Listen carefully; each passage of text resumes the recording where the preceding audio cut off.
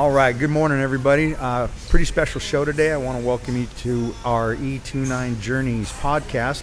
We are actually doing our first remote podcast. We are in Newport Beach, California at the Chihuahua Cerveza tap room in Newport Beach. And I have a very special guest with me today, a longtime friend, 45 years of friendship. I have the president of Chihuahua Cerveza here, Mr. Phil Jamison. Phil, welcome to the show. Thank you. Thanks for coming. Good morning. Pretty exciting day today. They are in the middle of their reopening. Everything's kind of loosened up a little bit, so we've got a lot going on here, a lot of activity. They're getting ready to open up about 10:30 today. So what I want to do is I want to give Phil a chance to kind of give us a little bit about his background. He's going to tell us a little bit about the company, about the tap room, about some expansion. So Phil, why don't we start out with you kind of getting everybody caught up, tell them a little bit about yourself, how you came about being the president, and we can go from there. Sure, sounds great. Well, thanks. Good to see you again. Yeah, it is, definitely. It's awesome. So I got started in the beer business actually back in 1991. Started working for Anheuser-Busch. I spent most of my career with Anheuser-Busch. Learned a ton about the beer business, traveled around the U.S., kind of just fell into it, growing up in Rialto. It's actually where I met you years and years ago. A lot of beer there. And a lot of beer, a lot of fun. Fell into the beer business, worked my way. Anheuser-Busch in 2008 sold to a company called InBev. Okay. And they became the world's largest beer company. Probably like 6 months after or so, in 2009, I decided, it was a little different company than it had been before. Mm-hmm. And went into the distribution side and worked on the distribution side, where in LA, I ran a distributor that sold 11 million cases of beer annually. It was quite a bit. It's called Ace Beverage. Kind of fell from that into the craft world. The craft world had started coming up. We started bringing on some craft brands, and there were brands that were coming to us at Ace Beverage saying, hey, will you sell our beer? Will you sell our beer? And kind of there was a brand called Golden Road that was struggling and had come to us, and they talked me into coming over and helping kind of restructure the company. We got them up and going in 18 months, and 2 years later they sold to Anheuser-Busch.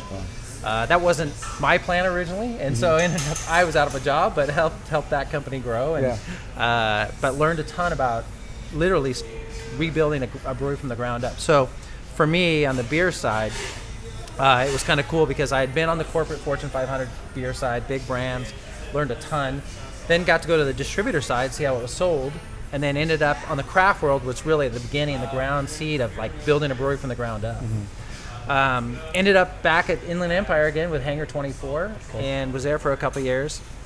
And then what happened was I got a phone call one night and said, hey, there's a gentleman who wants to talk to you about opening up a brewery. And everybody wants to open a brewery. Everybody thinks it's like, hey, you walk in, it's fun, it's easy. Just hey, I turn the light switch on, and I'm a brewer. And I'm like, you're crazy. And I talked to them and I said, I'm not really interested. And then, they called back again and said, hey, no, there's somebody who really wants to talk to you, and they want to invest and they want to be part of this. And I said, okay, well, I understand that, but really, it's really complicated to get in the business, and it's very diluted, and there's a lot of people in the business right now. And they said, well, look, just have a beer with a guy. And so this, obviously, fast forward, this ended up being my business partner, and the Gary. So we met at El Ranchito and had a beer, and he starts talking to me, and he's like, hey, for 10 years I've had a dream about owning a brewery and building a brewery up. And I said, well, yeah, everybody does. And I explained to him, and we're sitting there talking. He goes, no, you don't get it. He's like, hey, I've been thinking about this in my background. He goes, I have a lot of friends from Hispanic background and descendant, and we've been talking a lot over the last 10 years, and we really want to do Mexican lagers. We love Mexican lagers. They're easy to drink, and they're fun to do. And I said, yeah. I said, you're right. They're great. I said, the problem is like competing in that category, you're competing with the largest people in the world. Right. Constellation, which is Corona, Modelo, Pacifico, Anheuser-Busch, which is Estrella Jalisco, and Montejo, and they have all these brands, and so there's a lot of money. Yeah. And it's hard to crack that. Right. And he goes, well, listen, when you walk into the grocery store and you walk into a beer section, what do you see in the craft section? And I said, well, you see 200 or 300 brands. He goes, yeah, there's too many. Yeah. When you go to the Mexican section, there's only 5 that sell on a regular basis. Maybe you have Dos Equis, maybe you have, Corona and Modelo, but those are the ones that are selling. And he goes, I want to be one of 5 versus one of 200. I like my odds better. And I said, well, the reason people don't do it is the barrier to entry. To build a brewery from scratch and compete in that category is going to cost you millions of dollars. Right. And but he made a great point to me. And like at the end of the day, we didn't agree on anything, and I walked away, and I started thinking about it. I'm like, hey, I love Mexican lagers. They're easy to drink. Nobody competes with them on a regular basis. Like, there are craft brewers out there that do it. Yeah.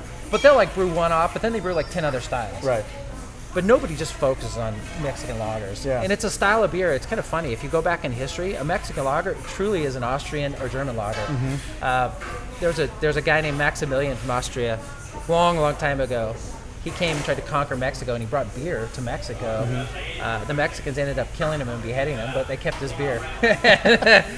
Take the best of everything. Yeah, and they ended up developing their own beer, and that's where the Mexican lagers came from. But they're hard to produce in a sense because Mexican lagers are clear. You can't hide them with hops like an IPA, and lagers are longer to brew. A lager takes, our lagers take from start to finish 30 days. An IPA you can brew from start to finish in 10 days. Right. And it's hard. And then on top of that, you put a lager in a clear bottle, you can see any defect. And so it's a tough brand, and a tough style. I mean, so we talked, and we went back and forth, and finally, I just thought about it, and we worked together, and I said, hey, this is a great idea. Let's just go for it. And so we took a chance, and it's a crazy chance because basically what we're saying is that we're going to create a Mexican lager, we're going to brew it in the United States, and we're going to compete against the largest people in the world. Right. It's like, people think we're idiots and crazy and stuff. So we did it, and we started from scratch in October 2017. I sat down, and I did not have one employee, I did not have a brewer, I did not have a recipe, I had nothing. Yeah. And I'm sitting there, I'll never forget the first day, I'm sitting in a room going, what the heck did I just do? Well, I mean, it's one of those things where, and I've seen this from the ground up, and it's kind of cool. For those of you that don't know, we haven't got into the backstory, but we're talking here, and this is about 45 years of friendship, maybe even longer. I don't remember the exact date, but we've known each other since we were at least 7, maybe younger. Yep. But when this all started, I remember just thinking, well, how cool is that? And now, kind of fast forwarding to the way everything's gone, when you combine the fact that there's been more people starting new things and doing a lot of businesses from scratch, it just seems like the natural thing. And I think you're actually on the front of the wave now because you guys are kind of on the top of everything right now. And beer and different tequilas and all the different products that are coming out, everyone has their own taste. And I think once you find that pocket, it's going to be a lot bigger for you guys than you probably imagine. Yeah, absolutely. And, fast forward, we ended up with great recipes. I talked to a lot of people in the industry and brewers that I knew, and we worked through it. But imagine going into a grocery store buyer and saying, hey, I want to sell you a Mexican lager that's not from Mexico. And they're like, what? But they got it, and there's a reason why, because we can produce the same quality beer that they can.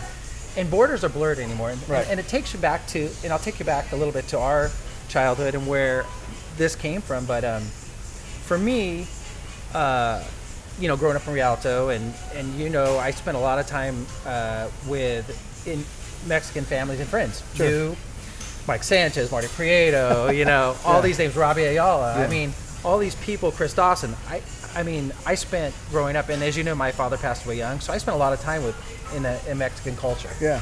And to me, it was really important, and I thought it was cool. And I thought I was only going to do this, and we were only going to do this if we could celebrate that culture. Creating a Mexican lager had so many facets to it, and going in and saying, hey, we're going to create a Mexican lager in America. And then people will go, wait a second, how can it be a Mexican lager? It's not in Mexico. But it's a style of beer. And the music's lasting. That's part of the culture. Yeah, it's a style of beer. And really, like I was telling you earlier, Mexican lagers are truly Austrian and German lagers originally. But it's a style of beer. And so for me, we had to think of a name. And so Chihuahua was a perfect name. And so Chihuahua, the meaning, it comes from the Aztec word where the place where the rivers meet. And it talks about down in Texas and Mexico where Rio Grande meets another river, and it really became a metaphor for us about merging the Mexican-American culture. And to me, that was important, in my childhood, to celebrate that integration of the Mexican-American culture. And growing up in California, there's so much heritage here, obviously. It was conquered by the Spanish first. Sure. But everything in Southern California has Mexican influence. Right. And I thought, what better way for us to celebrate it? So we called it Chihuahua, which is truly a metaphor for, hey, we're going to bring a beer that celebrates the merging of the Mexican-American culture. Yeah. And so we presented it to buyers, we got it into stores, we got it in places like Staters and Vallarta and Northgate and Superior and, all these different stores. And it was like, when we sat down and started talking to people, they got it. And I was like shocked because I was nervous as hell. I'm like, oh my God, nobody's going to, they're like, what, they're going to help? Right. But they say, hey, we know, we grew up in Southern California, we get it. We get it that the borders are blurred here anyway. So just because you brew in California doesn't mean it's any different than the beer brewed across the border of Mexico. And that was important, and that was really cool. And so as we got out there and grew, that whole thing blew up. And all of a sudden, next thing you know, we're in Florida, and then we're in Georgia and Arizona. And we're going to be launching El Paso, Texas, which is going to be really exciting in July, because it's literally across the border from Chihuahua, Mexico. Right. And they're super pumped. Like, we're getting calls and emails and all sorts of stuff coming from El Paso going, hey, we want your beer, we want your beer. Yeah. And they get it, and it took us a while. Like just any new business, we made our mistakes, and we've changed our packaging and we've done different things like that. But for me, it's an exciting time, and we've stayed true to Mexican lagers. All our beers are the base beer are Mexican lagers, and it's cool. But it's been a lot, and a lot has brought me back to where we started in our childhood. Thinking back, spending the night, going to barbecues, going to these parties and stuff like that. And it's really cool. And for me, it's a way to look back and celebrate kind of my childhood too, and things that we did together, and places we've been, and the people we know, and in watching that merger of culture and celebrating it, I think was important. So we're not like, it wasn't just some whimsical, hey, let's go brew a beer and market the heck out of it, and like boom, boom, boom. It was something that was a little more meaningful and in depth, and so we take it very seriously on what we're doing and how we're producing the product, and we believe in quality and everything. And like I said, we'll make our mistakes. We've made mistakes, but one of the things that we're really trying to do is get people to know who we are and know that we're not just some fly-by-night, marketing company or something like that. So, well, I think you would agree, kind of going off that whole childhood, just Southern California in general. I mean, one of the things that I've always loved about California is that there's such a mix. And I think one of the cool things that we had that I think some people might miss out on is there was a lot of diversity that we had growing up. Absolutely. And so we learned different cultures, we learned different personalities, we learned the way people do things, and we were able to adapt to that and then actually embrace it and grow from it. And one of the things I think about, and you could probably tell me, we talk about going back to 2017, and this isn't quite even 3 years. Yeah. And you guys have blown up probably 3, 4, 5, even 10 times what you probably imagined. Yeah, it's gone fast. It's been really fast, and it really, you take it back to, it's funny. Growing up, we played baseball together. We played sports, and in life, as you grow up, you have so many experiences and you learn from them. And then sometimes you get those experiences, you don't even realize them until later in life. Right.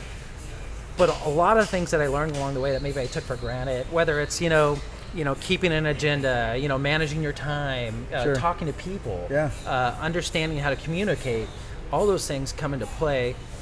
And what we've really tried here in our company is to take a culmination of all those experiences and dealing, like you said, dealing with different cultures. I mean, we had the opportunity growing up in Rialto to see a lot of different cultures, deal with different people. Yeah. We learned a lot. And I think it's part of that was that we were always outside. We were always together instead of like, it's one thing to sit in your room and play video games with somebody, 20 miles away, but you're not interacting. You don't have that human feel. I mean, for us, heck, we were out doing stuff all the time and getting in trouble and doing. Well, it's interesting because one of the stories I tell the players that I work with, that the diversity of just the sports, we had our little group, and some guy, I mean, you were a football guy, and then Scott was a basketball guy, and so we'd always take turns. Well, we played baseball last set. All right, let's go play basketball. All right, we'll ride our bikes up here, whatever. So we always kind of had to understand that it was someone else's turn to pick what to do, and we kind of learned how to work with that. And now just kind of watching this is actually a cool thing for me to kind of watch you grow with this, because I mean, this is awesome. I'm looking at something that you were a big part of creating, and I'm seeing this thing grow, and I see how fast it is, but I know it's different from you being on the inside. I'm like, man, this is less than 3 years, and you guys are in 3 going on 4 states, and you were actually telling me earlier about some expansion just here in Newport that you guys are looking at. Yeah, we're gonna take this back wall behind us, and we're gonna expand it out. We're actually going to be putting in a full bar. We're going to expand in our seating. We're going to have a long patio along the side here that's going to go even longer. Yeah. We think probably by the end of the year we'll have a full expansion, and it'll give us that opportunity, because one of the things, the challenges we learned is like, we didn't want to be too big, and then you have an empty restaurant or a tap room and stuff. Sure. And then what we found though is like, we have enough capacity here, but on busy times we're getting lines, and we don't want to turn people away. Sure. we've been very fortunate. The chefs here and the food is amazing, and I don't say that lightly. We went through a lot of different menus, a lot of different recipes, and to get to where we wanted to settle. Right. And where we are now is really, we're proud of that food, and it's authentic Mexican food too. Yeah, that's what I was going to say. It's not Taco Bell, and I'm not knocking Taco Bell. I've eaten it many nights. Adam will pay for that.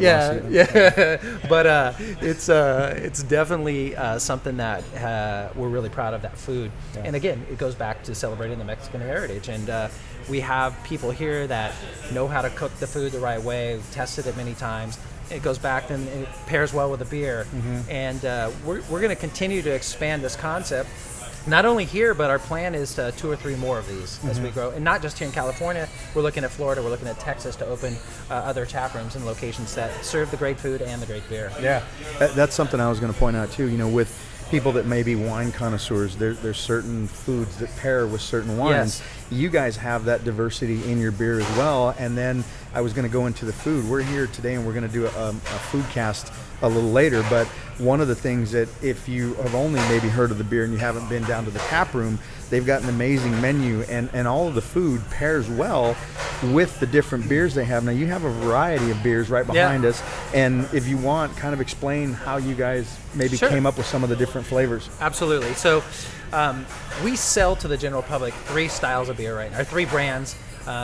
Rico, Primero, and Limon, and I'll talk about those in the other beers. But we started with the first beer is called El Primero, which means the first in Spanish, and we wanted to take a light, easy drinking beer, about 5% ABV, slightly hint of sweetness, and not the bitterness sometimes you get from an aged Mexican lager. Sure. Sometimes the Mexican lagers we get in the States they've been brewed a long time ago, because by the time they get here, they're 3 or 4 months old in some cases, and you get a bitterness and skunkiness, and so we wanted something fresh, something light, something refreshing. So our beer was made, and El Primero was made to be refreshing. Then from there, we said, hey, let's take another beer off that, use the same base beer, but everyone likes limes in their beer, in Mexican lagers. Right. So we said, hey, instead of putting the lime in, afterwards, let's take fresh lime and put it into the beer. So in the last 2 weeks of the brew, we add fresh lime into the beer, and that created Limon. And we had this base beer, and we had Limon, and then we said, well, we need 1 more or 2 more beers that we go out to the public with, some diversity. And so we said, well, what are people drinking? They're drinking IPAs. People like a little higher ABV beers. So we said, let's create a lager that drinks like a 4 or 5% beer, but has a little higher ABV. So that's Rico evolved out of that, 6.5%, and it quickly became our #1 seller. Yeah. And you don't get a big alcohol taste with it. It's a little more malty than our Primero, but the cool thing about it is that it's still light, refreshing, easy to drink, which is all of our beers. We created a beer, we launched it, we pulled it back to the tap room because I think we were a little ahead of our time. A beer called Rosado, which is a pink Mexican lager. Right. And people are like, "What the hell, a pink beer?" But it was a pretty unique beer and very complex. We actually took our base beer and then we add hibiscus, ginger, and lime to it.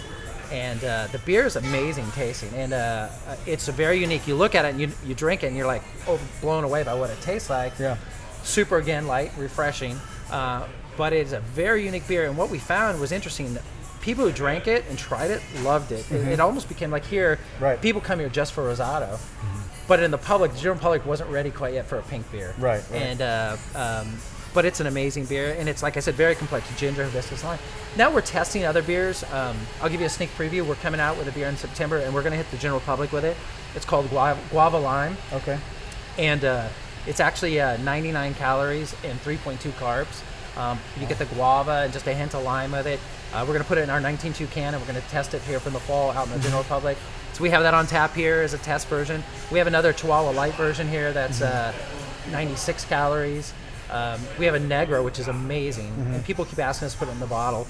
It's amazing. You got hints of chocolate with it, and it's a great beer. But we're going to wait because, again, our philosophy, and I think this is important for people who are starting businesses. Don't go 2 miles wide and an inch deep, because what happens is you get spread out. You lose your core competency. So for us, we never want to be selling to the public more than 4 to 5 beers. A lot of craft breweries will come out, and they'll come out with a beer every month, and they come out with all these brands. But the problem is you don't create any brand loyalty, and people don't, it's that whole instant gratification of the internet, I call. It's like everyone wants something, what's next? What's next? But it's so funny. People always come back to brands that they've seen and known for a long time. Right. And so our philosophy is different. We want to be and build a brand. And we have great brands, so we're going to take 3 to 4 brands, promote those brands, celebrate those brands. We'll have other brands at the tap room people can try, and those brands will lead to new brands as others fall off. But it's really a very focused approach. So Yeah, I know the risotto that you had. We were in here a couple months ago, and I know my daughter and my wife enjoyed that. Yeah. And I think it's kind of cool with the flavors, because I think that's something that just the craft beers have opened up for the ladies. Because sometimes I've met a lot of ladies that don't enjoy the taste of beer. Right. And so it's tough where you don't really enjoy a flavor of just a regular beer, but now you have the opportunity to open it up. Absolutely. And I think it kind of gives you a whole different market with the different flavors, and again, not having so many that it becomes overwhelming. Yeah. You know, if you go to some of these places, you look in there and there's 58 different bottles, and I don't remember which is the one that I had the last time. Exactly. You know, so you have that here. One of the other things I was going to ask you, when you guys are opening up shortly here, I noticed that you guys have the parking lot as well, and I know, how long is that something you're going to do with the parking lot? Yeah, so it's kind of interesting. One of the benefits, if there is a benefit out of this pandemic, is that the ABC has released or relaxed different policies that they had. And so to help places like us and restaurants throughout California, you can now expand your license into the parking lot of adjacency. So today, which is pretty exciting, we're going to be the first time ever, we're going out into our parking lot and we'll have a beer garden in the parking lot. So people can come in, buy their beer, buy their food, but it expands our capacity because Right. inside they want social distancing, 6 feet. Sure. You know, we're at about 25% capacity in the restaurant, and it's hard to manage a place Yeah. when you only have 25%. So every Friday, Saturday, and Sunday going forward, from 12 to 7, we're going to be in this parking lot. We'll have an additional beer garden that people can literally come down, have a beer, have food, and we're a block off the beach. They can walk to the beach for the afternoon, then come back, have a beer and a burrito or a taco. It's pretty cool. You guys are in an amazing location, and then now I'm really excited about the expansion that you guys were talking about, because you have right on the corner location. If you haven't been out here, they're easy to find. One of the things that you guys will enjoy is the authentic Mexican food, but they have that fast service where you can come in, pick up food, move on, and you can also sit and enjoy, watch the games, things like that when they're back on. But the location, I think, is phenomenal here. So when you open up, I really foresee that being huge for you guys, because there's, you know, now going into summer, this area is going to be crowded again, and hopefully it stays that way. You know, people stay healthy and we can get back to some sort of normalcy. As far as your expansion, we talked about here locally. When you guys are moving into other states, is there any other states that you think beyond Texas that you might be looking at? Yeah, so we actually are. We're working on New Mexico. Okay. And part of that came out of our demographic research. What we found is that there are quite a few people from Chihuahua, Mexico in the United States that migrate, and their migration pattern, just like you had migration patterns from Europe over to the East Coast, the migration pattern from people from Chihuahua, it usually goes through El Paso, comes through Albuquerque, and ends up, actually the second largest population is Denver, Colorado. Wow. So with that, what we've looked at, we're going to open up Texas, and then New Mexico will be next. Okay. But here's something not many people I've told, even in our company. We have an agreement with El Salvador, of all places. No. They sell a lot of beer in El Salvador, and we have a contact and a relationship, and we have actually a person on the ground in El Salvador. Before the pandemic, we were actually going to be selling beer in Central America. Wow. And in addition to that, we have done research on Mexico itself, and we've had inquiries from Mexico. It's a little different market as far as distribution. It's tougher to get in. It's managed, and pretty much all the distribution is managed by the large companies. And so if you're Heineken FEMSA, if you're AB, InBev, you manage your own portfolio and you distribute your own portfolio. Okay. And so usually they don't want to bring in other Sure. brands. The craft business in Mexico is less than 1%. It's growing, but it's really hard to get your beer distributed. Sure. So we're looking at Mexico a little bit. New Mexico will be our next state. Okay. And then the thought process for us long term is we want to go along the southern United States. We found that Mexican lagers do better in the warm weather. So basically that's why we looked at California and Florida, and then putting Texas in the middle. 3 large states, 3 large volume beer states. And then they really became anchors for us to cross the southern United States. Right. So our plan over the next 3 years, I'll say, would include New Mexico, possibly Louisiana and Alabama, Mississippi to cover the rest of the southern states. Central America, and then Mexico. Okay. And I know I've asked you before, but I'll put you on the spot. Yeah. Any plans for a tequila? Yeah. 'Cause I'm open for a spokesman if you want to do that. We've absolutely, that has been in conversations. Okay. Yes, 100%. So we have been very fortunate, and my business partner loves tequila. That's, a matter of fact, his favorite drink. We can get along. Exactly. And so we are looking at that. I think once we get up and going here, I think it would be a natural progression for Yeah. us. So. Yeah. I mean, I think it would go part of the culture. I'm being a little self-serving here, Yeah. but it would go with the vibe of what you guys have, and I really enjoy seeing the posts because you guys have a really good social media presence. Yeah. Follow you on Instagram. Follow you personally. Follow Chihuahua. Your people behind the scenes do a great job. So one of the other things, if you had to give some advice, and you did a little bit here, but let's say there's some other aspiring business people, not necessarily even in the beer industry, but in opening a restaurant or opening some type of business right now, whether it be in this environment or just going forward, because now I think it's a great time for people that have the initiative to not suppress that, Right. to be an entrepreneur, try things, because we're in just such a world connected time right now where you can really get out and market your brand. Sure. And you can really get out and do something that maybe you might have been hesitant to in the past. Do you have any advice to the people out there that might want to do that? I do. So we have a company slogan. It's my personal slogan, but it's "Be Relentless." And what that really comes down to is when you start anything, you're going to have tough times. You're going to have days that you're going, oh my gosh, why did I do this? You're going to have days that you fail. And don't let failure get you down. Learn, and they always say you learn from it, but it's seriously, you learn from it. It's terrible at the time, but have a plan and have a very detailed plan. Sit down, write your plan out. What do you want to accomplish? What are your goals? Be specific.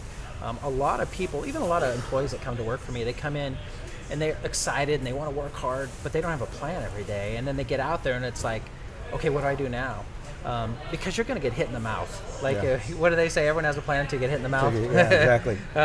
But you got if you are detailed, have a plan. It's going to change, but have a plan. Be organized. Be structured. I mean, in these days and times, a lot of people work from home. But the problem is, they're not structured. They sleep in till 10. Oh, I'll get to work later. Yeah. And you can't do that. Successful business people keep going. They're relentless. And when you hit a failure, you just go, you learn from it, and you keep going. For us, we've been in this business now, we're going on 3 years. We've had a lot of failures, and I've had days like, oh my God, what have we got into? Why are we doing this? But our successes have come when we've pushed past those failures. Sure. And so my recommendation to people is, again, it's simple, be relentless, but have a plan and don't give up. Yeah. And I know it sounds like simple, but it's really the truth, because consistency is everything. From the way that we make beer, we want our beers to taste the same every time somebody picks up a beer, to the way we interact with our retailers and our consumers. We want that to be the same always. People want consistency. Sure. And young businesses fail when they stop being consistent and when they stop executing on their plan, because they hit, like I said, they hit a tough, rough patch and then they give up, or they say, oh, we're not going to do this anymore. Be relentless. And the people I know and what I've learned now in my age, when you're doing that, the successes will come. Yeah. Well, it's interesting listening to you talk, because I mean, I've posed this question before to people, but I feel like now with this generation and your daughter, that's just going off to college, when we were in high school or just getting out of high school, I felt like we had 5 avenues to take. Those are your options. Yeah. And if you didn't fit in one of those 5, you were going to have to struggle. You got to go to college to either do this, or this. Well, I don't think 40 years ago beer was where you planned on being. I had no idea. But now looking at it, from the first time that you had talked about this with your partner, you didn't think the idea was going to work. And now looking at it 3 years later, it's a whole different environment for you. So that's a great testimony and a great story as to how you could take something that maybe you weren't 100% sure about, but hard work, dedication, focus, being relentless had put you through the other side, because this was an idea that you didn't think was going to fly 3 years ago, and now you look at it and I mean, so that's a phenomenal story. I mean, and that kind of wraps up things where when you're talking to people like your daughter or younger people today, hey, there really isn't any ideas anymore that are that far-fetched if you can organize it and put a plan into work. 100%. And I mean, this is a great testimony to it. So I mean, I'm really happy that we're able to get the backstory behind this, so when people come in, now they know where this came from. It wasn't just somebody that had an idea of making a brewery. There's a lot of work. There was a lot of thought behind it. And so I know you guys are about to open, and I know you have some things to do, so I was glad we could sit down. It was great. I know we're going to do more. Hopefully I can get you out to Riverside and we can do it, but I mean, we'd also like to do maybe a live one day. Absolutely. But I want you guys to be able to get your day going, and I also want to be able to let your staff get set up for the food cast, so we can get some of the food out and we can have some people. And I know we're going to interview some of your guests later when they come in, but I wanted to thank you for sitting down with me. Thanks, we'll man. chat after. I Absolutely. know we got a lot more road to cover from 40 years ago, but again, thank you for coming out. I appreciate it. It was great. And guys, if you're in the area, Newport Beach, Chihuahua Cerveza Tap Room, they're open now, taking customers in. If you have a chance, come on out. Again, I want to thank our sponsors, Chihuahua. I also want to thank Adam Schwartz. I also want to thank 100% Media for coming on out and doing this. So we will catch you later on. Thank you.